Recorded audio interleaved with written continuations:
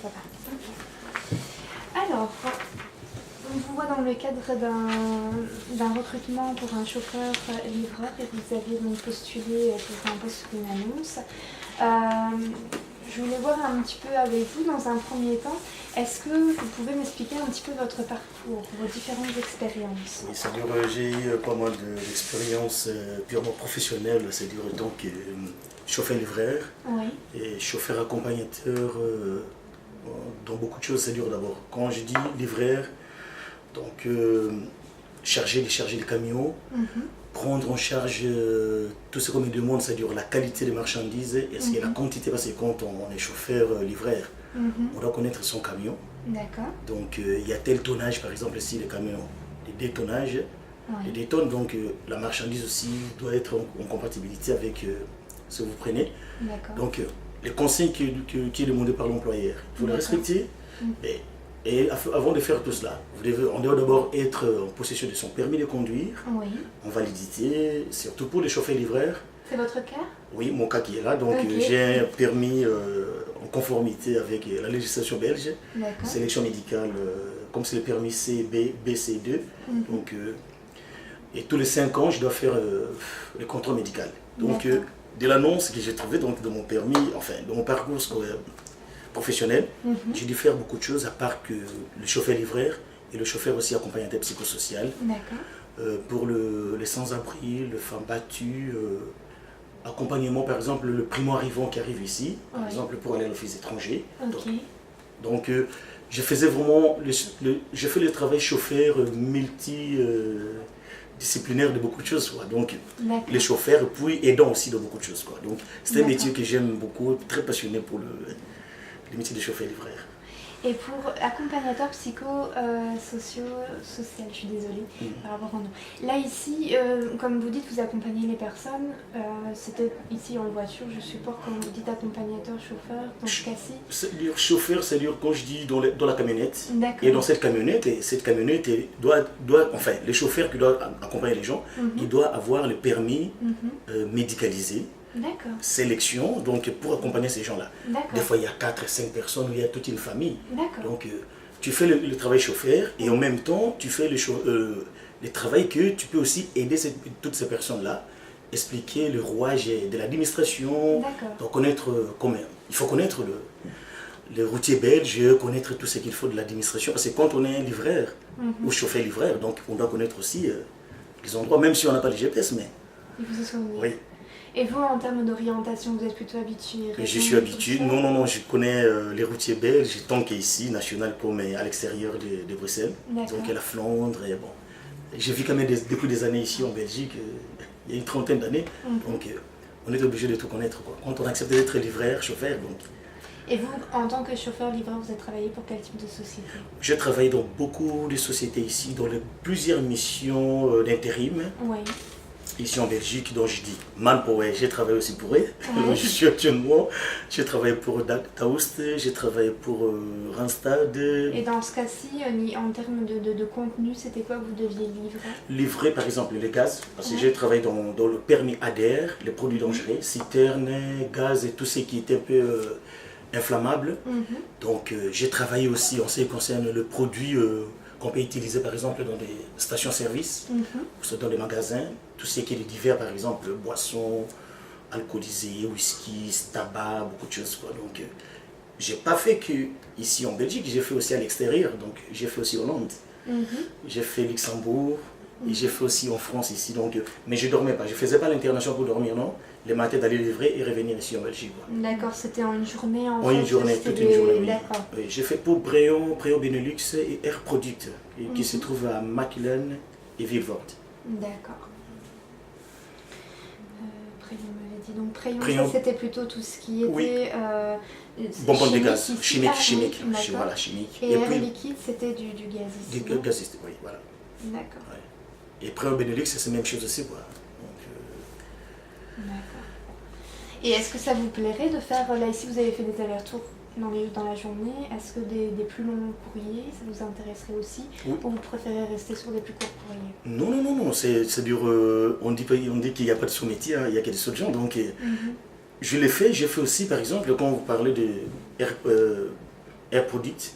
J'ai fait aussi les Thames, parce que ça je peux vous dire, parce que je faisais cela, donc je devrais quitter chez moi. J'avais les véhicules en disposition, les grands camions qui étaient toujours chez moi. Pour les Thames, c'est Sugro, que je travaille plus pour eux aussi. Donc je faisais la livraison pour toutes. Moi je faisais plus l'argent de Bruxelles-Capitale. Je devais sortir de chez moi à 4 h du matin, d'aller charger à Thames et de revenir servir ici à Bruxelles, quoi. Et je faisais plus dans les stations-service, quoi. Donc Esso, Total, tout ce qui est... Enfin, disons commune de Bruxelles-Capitale. D'accord. Et qu'est-ce qui vous plaît dans ce métier? Le métier, ben, on est patron de son camion. Et le public que je dois rencontrer tous les jours. Et voilà, c'est dur. Les sourires hein, de tous les clients que je trouve, ils sont souriants. Et puis bon, je me montre aussi en tant que psychologue devant eux, donc on partage les idées communes, quoi. D'accord. Ouais. Je gère mon camion, bon père de famille, comme on dit souvent, donc responsable, donc patron de mon camion. C'est mon bureau. C'est votre bureau. Oui. Et justement, vous avez cette double compétence à la fois chauffeur-livreur, mais aussi le côté social. Est-ce que ce côté-là vous attire également, ou vous êtes plutôt intéressé par chauffeur-livreur? Non, c'est dur. C'est totalement, c'est deux choses complètement différentes. Non, c'est dur, je suis plus attiré du côté chauffeur, parce que là, je suis plus dans le milieu cosmopolite que je vois tous les jours. Donc, quand on fait la livraison, donc, on voit les gens de toutes sortes, quoi. D'accord. Les clients qui sont là, et puis on apprend même le métier, c'est-à-dire accès à la profession quand on est chauffeur-livreur. On apprend même la gestion qui est là, quoi. Parce qu'on a toujours les papiers qu'il faut signer avec le patron, on a la marchandise. Bon, la liste des marchandises, des fois, tel article que je ne connaissais pas, mais quand j'arrive là, on me dit, mais les biscuits qui s'appellent tel, le biscuit qui s'appelle, donc... Voilà. Et pour vous, quand vous dites, vous faites attention à la quantité et la qualité au niveau des matières, qu'est-ce que pour vous la qualité? La qualité, c'est-à-dire, je dis, quand je dois livrer dans mon camion, par exemple, on me dit, vous allez livrer, par exemple, dans une usine. Dans cette usine, quand j'arrive, parce que j'ai la liste devant chez moi, c'est-à-dire, pour charger ma marchandise, je dois voir si, dans les premiers clients, le produit que j'ai, si c'est un produit qui est très dangereux, je dois les livrer en avance. Et c'est ça la qualité comme la quantité. Et les marchandises qui sont en grande quantité, je dois mettre ça, c'est-à-dire parce que je sais qu'il y a tel endroit qui ne gêne pas. Comme à Bruxelles, il y a toujours des embouteillages. Je dis, j'arrive par exemple à 6 h du matin, dans cet endroit, s'il y a une grande quantité, parce qu'à la grande place, comme on partait souvent livrer, là, la grande marchandise que je vais livrer, je livre là. Et les qualités qui restent, que je trouve que pour ne pas gêner le public, les piétons, tout le monde, là, je peux livrer toujours en dernière minute, quoi. Donc, on est patron, on sait qu'est-ce qu'on doit faire. Parce que l'employeur ne dira jamais ce que moi je dois faire. C'est moi qui dois faire mon planning. J'ai la marchandise devant moi, j'ai le listing et je sais charger. D'accord. Donc la qualité, pour vous, c'est vraiment la prioritisation. Oui, la priorité. Et que tout soit fait en temps et en heure dans les deadlines. Oui, et maintenant, quand je parle de qualité produit, par exemple, dans votre camion, il peut y avoir aussi un carton qui tombe ou des choses comme ça. Ça, pour vous, ça fait partie également de la qualité, de faire attention à ce que la marchandise soit correcte quand vous les livrez. Oui, c'est-à-dire le produit fragile, par exemple, ce que vous venez de dire tout à l'heure, c'est ça ce que je dis, c'est ça la qualité, parce que tout ce qui est incassable, par exemple, tout ce qui est plastique, là, je dis, j'ai fait attention aussi, mais quand je dis que j'ai des boissons avec de bouteilles en verre, là, c'est ça ce que j'appelle qualité, parce que j'ai craint. D'accord. J'ai craint les cassures, ça va se casser, tant de choses, quoi. C'est par là que je dis, quand je vais livrer, je cherche d'abord de livrer ces produits-là en avance, ou soit, si ce sont des produits, par exemple, laitiers, je dois vite aller chez le patron, enfin, chez le client, le livrer pour qu'il puisse liquider ou soit mettre dans le frigo vite, quoi. D'accord, ok. Et vous faites en sorte que le colis soit correct aussi, qu'il n'y ait pas de trous dans le carton, de trous dans le carton. Tout soit... Ok, très bien, ça va. Il faut être rigoureux, donc ponctuel de ce qu'on fait, quoi. D'accord. Ok. Est-ce que vous pouvez me donner 3 points dans toutes vos expériences, que ce soit chauffeur-livreur ou également en psychosocial, 3 points que vous avez vraiment bien aimés dans toutes vos expériences et 3 points que vous n'avez pas forcément envie de retrouver dans votre prochain job? Par exemple, ce que j'ai aimé, c'est l'esprit d'équipe, savoir-faire. Qu'est-ce que vous voulez dire par savoir-faire? Savoir-faire, c'est dire j'aime mon travail, c'est dire...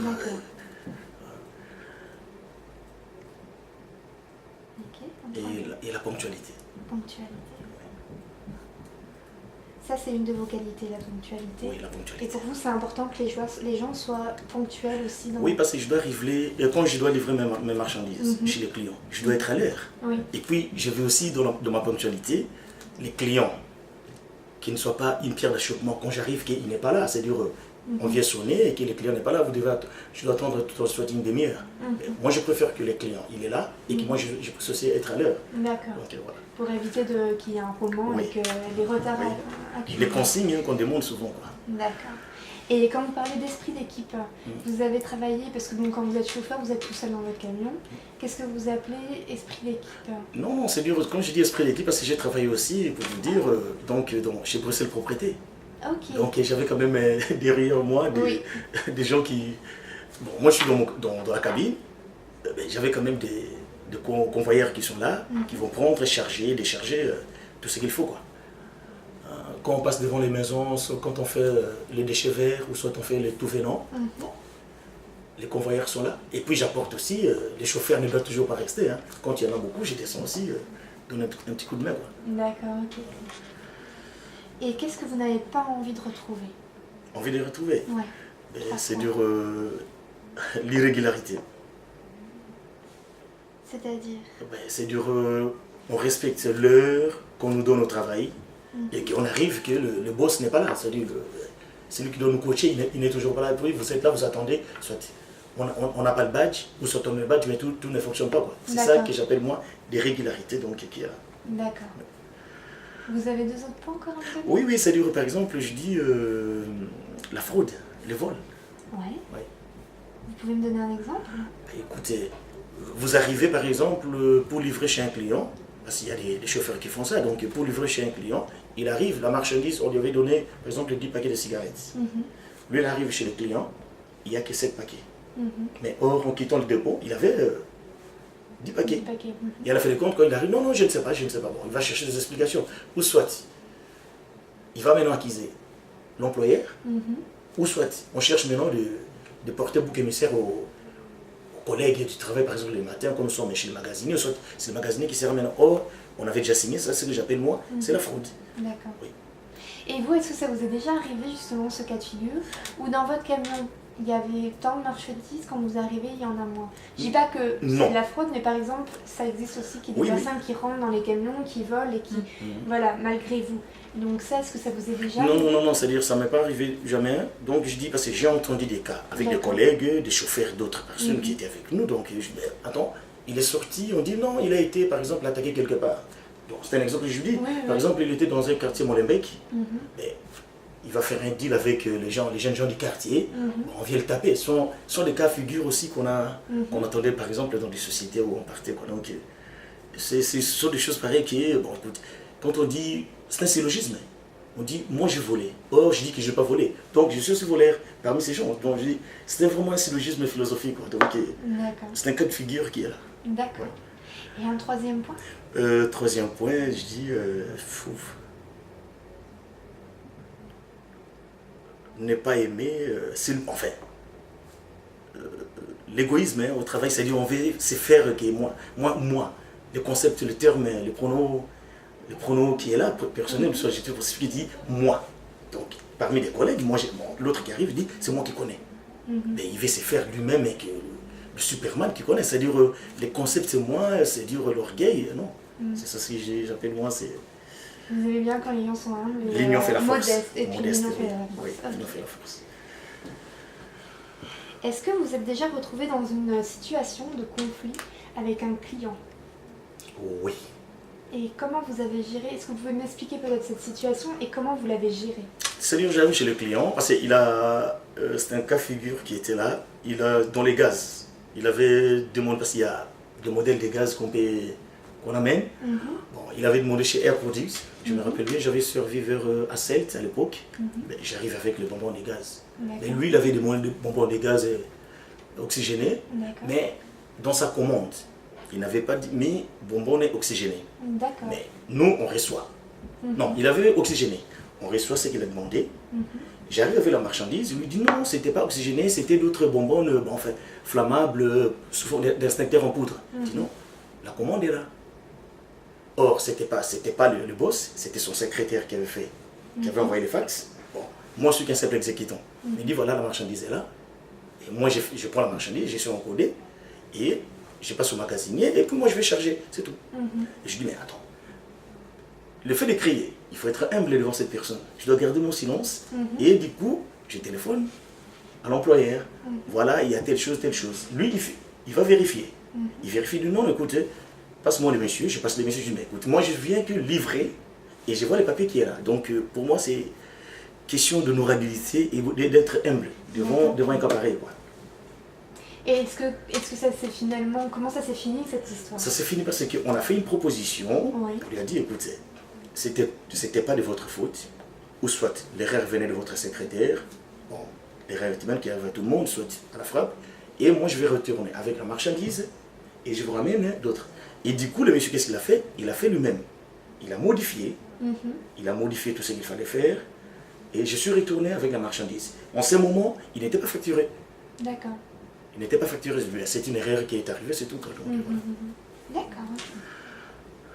Mais bon, c'est vraiment la discussion et appeler votre employeur pour voir s'il n'y a pas une erreur quelque part derrière. Non, c'est lui-même, c'est le client qui était fâché. Bon, moi, j'arrive là. Je peux mettre à sa place parce qu'il veut liquider sa marchandise. Ou soit, ce sont des gens qui utilisent par exemple pour les bonbons de gaz et pour les soudures, tant de choses. Il avait besoin de cela. Bon, en ce moment, c'est une perte pour lui, quoi. Bon, je sais que c'est un marché qui vient d'échouer. Je me mets aussi à sa place. Et moi, je fais aussi mon travail, que je dois respecter les consignes, l'heure qu'on m'a donné. Je propose à l'employeur qui m'a envoyé, et puis bon, et le sourire qu'il y a là devant le client, quoi. D'accord. Ok, très bien. Ça va. Par rapport à justement l'esprit d'équipe, qu'est-ce que c'est important pour vous dans une équipe? L'esprit d'équipe, c'est dur parce qu'on est soudés, hein, on partage ensemble, c'est dur, chacun apporte une idée, et puis de cette idée, donc on s'est adapté. Si je travaille trop lent, et je vois que l'autre qui travaille plus, je vais m'adapter dans son rythme.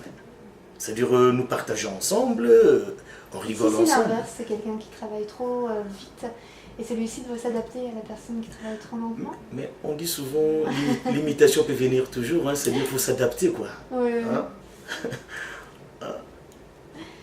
D'accord, ok. Donc pour vous, c'est important de travailler d'équipe. Travailler d'équipe, oui, ça va. Okay. Ça va. Je reviens un petit peu sur le descriptif de fonction. Voilà. Donc, transport de marchandises vers divers clients, le chargement, déchargement, ça très bien. Au niveau du déchargement, c'est du déchargement à l'aide de Clark ou manuellement? Ça dépend de ce qu'on amène. On a des Clark. C'est comme on peut faire manutentionnairement, pour se dire par manutention. Ça dépend de quelle marchandise. Vous avez le permis Clark? Non. Non, d'accord. Non, je n'ai pas permis Clark, mais c'est-à-dire transpalette. Hein, oui. Avec transpalette, parce qu'il y a dans les grands camions, de ce que j'ai utilisé plus, il y a Aeon qui est là, qui descend. Et puis avec la transpalette, d'accord, ok. C'est vite fait, quoi.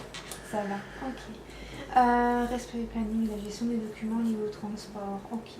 Vous avez été en termes de documents liés au transport. Est-ce que vous pouvez me donner des exemples de documents avec lesquels vous avez déjà travaillé? Les documents liés au transport, par exemple, dans ce cahier des charges qui est là, que j'utilise toute la journée. J'ai par exemple les tachygraphes à l'époque. Mais maintenant, on appelle tachygraphe. On utilise plus le permis qui remplace notre tachygraphe. Et aussi, par exemple, le bon de commande. Ce sont tout ça que j'appelle moi les cahiers des charges, soit les papiers, des bords pour la voiture, pour le camion. D'accord. Oui. Et puis avant même de sortir, parce que c'est une belle question, de sortir de mon camion, je dois vérifier aussi la boîte à dents de ma voiture, je dois vérifier aussi tous les documents du véhicule, donc carte grise, l'assurance et tout ça, ça peut aussi être en ordre. D'accord, ok. Et de mon côté, mon permis aussi, je dois toujours avoir avec moi. Permis, carte d'identité, tout ce que je peux utiliser. D'accord. Si j'ai bien compris, vous habitez sur Bruxelles? Oui, j'habite à Ypres. Oui. Et vous êtes mobile sur toute la Belgique en fait pour travailler en tant que livreur? Oui. Ok, très bien. Ma dernière question sera la suivante. Pourquoi vous et pas un autre pour ce poste? Mais attends, pourquoi moi pour d'autres personnes? Mais attends, c'est dur. J'ai dit, la communauté est là, mais l'individualisme existe aussi. Hein. Si je sais faire, je dois valoriser ma valeur de ce que je sais faire. Je trouve que je suis capable de le faire. Mais quand nous sommes à 10, je dois montrer soit pour les critères qui est là, que c'est moi qui sais faire. Ma motivation qui est là. Je suis motivé. Je dis, j'ai 3 concepts que je donne. Savoir, savoir-faire, savoir-être. Tous les 3. D'accord. Vous avez les 3 concepts? Oui. Ok, très bien. Oui. Est-ce que vous avez des questions? Mais question est que je trouve un travail. Oui. Devant vous. Si j'ai réussi devant vous des questions-réponses et de mon interview, je vous remercie tout d'abord. C'est l'opportunité que vous m'avez donnée tout à l'heure. Il n'y a pas de souci. Que je puisse être là. Et pour moi, j'attends de vous. Bon. Comment je vais être coaché, comment je vais être remercié. Donc, trouver un travail. D'accord, ok. Très bien. Bah écoutez, merci beaucoup. Ok, merci. C'est à moi de vous remercier. Là. Je vous remercie. Il n'y a pas de souci. Je vais éteindre ici. Hop.